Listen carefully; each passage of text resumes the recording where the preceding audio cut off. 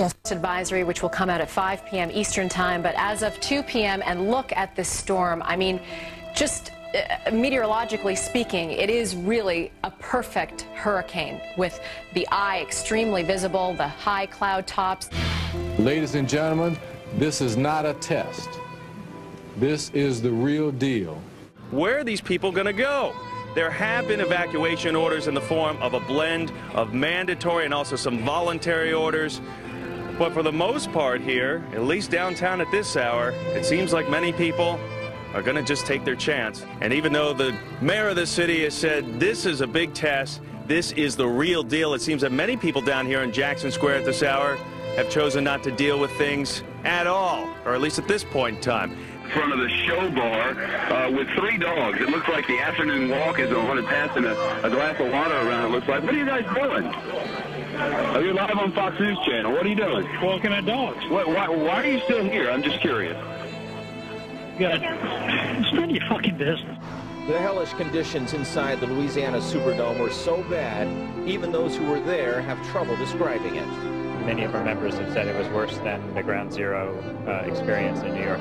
Thousands of evacuees sought refuge in that shelter of last resort, only to be subjected to an unspeakable breakdown of law and order. There was no power, air conditioning, water. Thousands were stranded in wretched conditions. The toilets were overflowing onto the floors, and all of that stuff contributed to the general chaos and lawlessness. It was truly apocalyptic. People rushed me, begging, pleading to get out of there. They would say, please, please, please, get us out of here. And these are Americans. These are human beings that had lost everything, and they felt like prisoners. After 16 frantic hours, California 6 got the word to get out. We had to leave the patients. Never done that in my life. We felt awful about it. Water, waiting to be rescued, and a police officer says someone shot at them. While we were on the ground there, we saw horrible conditions. We saw an elderly woman who had died in a wheelchair.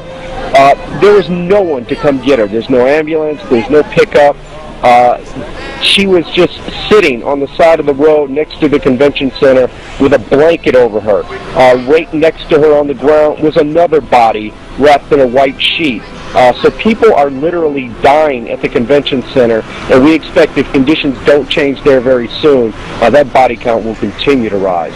Stanley here pulled his 93-year-old mother-in-law out. They traveled by helicopter, off roof, by boat, by bus. They're still here by the side of the road.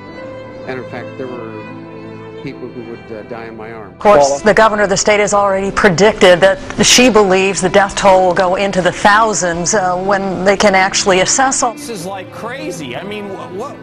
There was no presence of any kind from city government, not one New Orleans police officer, nobody from FEMA, nobody from City Hall. All right, so people here feeling scared about what this night's going to bring and feeling neglected by their government officials. Just saw a boat come back with some of our patients, and we're being told that all the patients that were just evacuated in the second wave are coming back to the hospital because the place of higher ground to which the patients were taken did not have the expected transport for patients to the next phase of the evacuation. It's just hard for me to believe that this is America.